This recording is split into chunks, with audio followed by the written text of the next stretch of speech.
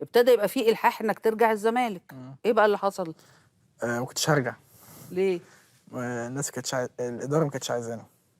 امال الناس اللي كانت الشعب هو الجماهير؟ جروس ما كانش عايزني.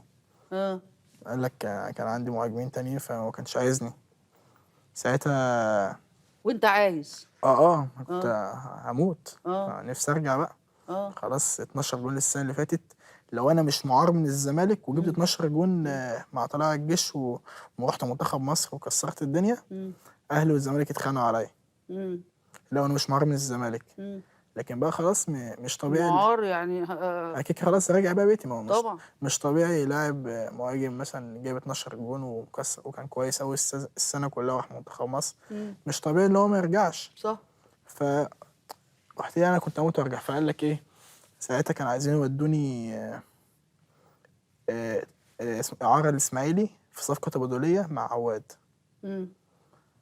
فانا انا كنت حابب ان انا اقعد في الزمالك. ايوه انت هتفضلوا تودوني وتجيبوني، ده احساسي. قلت بقى خلاص بقى كده انا لا اقعد في الزمالك لا تبيعوني. طيب رحت قعدت مع الناس بتوع الاسماعيلي. كانوا عايزيني اعاره سنتين. قلت لهم لا. قلت لهم هي سنه واحده. ساعتها كان عندنا بطوله افريقيا للشباب تحت 23 سنه احنا خدناها. قلت هتاخدوني اعاره سنه واحده اللي هو ايه، عشان انا لو جات لي حاجه مش هعيد نفس اللي حصل مع طلائع الجيش. اشمعنى راح اقول لكم وانتوا ما توافقوش فراح الزمالك يقول لا قصه كبيره. فقلت لا سنه الا تاخدوني نهائي. فهم قالوا له الناس في الاسماعيلي كلموا المستشار قالوا له احنا هناخد مصطفى نهائي ومش عايزين، احنا مش عايزين سنه واحده وهو عايز سنه واحده واحنا مش موافقين عايزين لسنتين لنهائي. قال لهم لا مصطفى قاعد في الزمالك ومش عايز اي حاجه. مش عايز ولا اعاره سنه ولا اي حاجه. وساعتها قعدت في الزمالك. وساعتها قبلها بقى كنت قافل موبايلي. كنت قاعد في الجونه. الجونه دي بترن عندي اجراس. ايوه رحت قعدت في الجونه وقفلت موبايلك اللي هو عشان ما حدش يوصل لي، عشان ما يقوليش روح كذا عايزه اتباع. لا مش عايز اتباع، عايز اقعد في الزمالك. تمام انت قلت يا اقعد في الزمالك يا اتباع. بالظبط.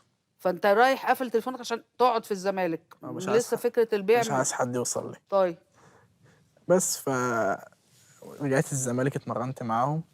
ازاي جابوك ازاي؟ مش انت هربان قاعد في الجونه؟ لا ما هو فتحت بقى موبايل كانوا بيتواصلوا مع الوكيل وكده. الوكيل كان بيكلمني. اوكي. كان بيعرف يوصل لي. فرجعت وكده واحنا قعدنا مع بتوع الاسماعيلي. تاني؟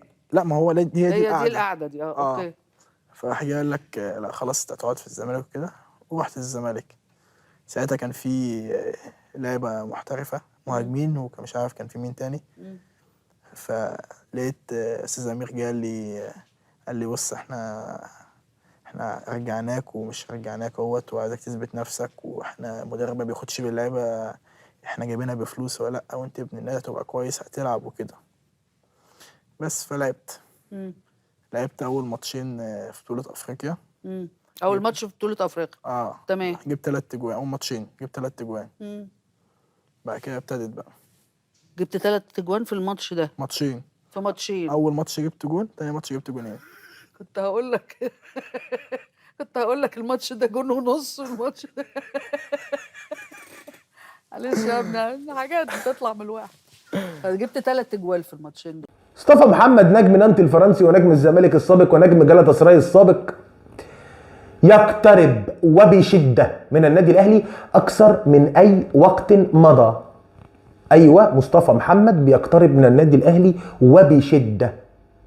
مصطفى محمد نجم نانت الفرنسي، في كلام اتقال من مسؤول في نادي نانت الفرنسي بان نعم هناك مفاوضات مع النادي الاهلي وسنفعل ما هو في صالح النادي وفي صالح اللاعب اللي موافق. نانت اللي عرض 4 مليون يورو على اللي عايز يشتريه وهو النادي الاهلي. دخل النادي الاهلي وافق على 4 مليون يورو.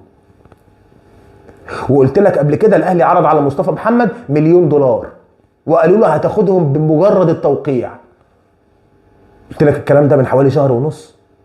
وفعلا مصطفى محمد بيقترب من الاهلي بنسبه تزيد عن 90%. ليقود خط هجوم النادي الاهلي في كاس العالم للانديه وما بعده. الاهلي عايز يجيبه اما اعاره واما بيع. طب الاهلي هيجيبه اعاره، يبقى اعاره سنه مش فتره كاس العالم للانديه بس، ومش ب 4 مليون يورو اكيد. البيع هو اللي هيبقى ب 4 مليون يورو. الاهلي عايز يجيب مصطفى محمد لمده 4 مواسم زيه زي زيزو. زيه زي زيزو. طب ووسام ابو علي يا ستيري؟ ما الاهلي كده هيبقى عنده وسام وهيبقى عنده مصطفى وهيبقى عنده جراديشار، ده هيبقى مولد. هقول لك، ما هو وسام ابو علي جاي له عرض من فرانكفورت الالماني اللي كان بيلعب ليه عمر مرموش نجم مانشستر سيتي حاليا، والعرض خرافي وفي انباء غير متاكد منها بتقول ان العرض وصل للنادي الاهلي لكام؟ ل 8 مليون يورو. فانت هتمشي وسام ب 8 تاخد منهم 4 تجيب مصطفى تبقى كسبت 4.